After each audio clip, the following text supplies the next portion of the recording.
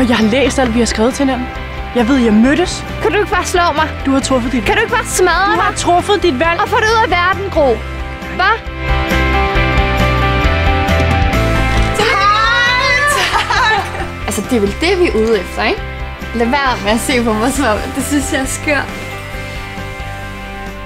Jeg kan godt lide din kjole. Tak. Den minder mig sådan lidt om en, jeg havde, dengang jeg var lille. Du skal blive væk. Du er min søster, det kan jeg sgu da ikke. Nej, det ligger ikke ude på toilettet. Jeg har kigget ude på toilettet.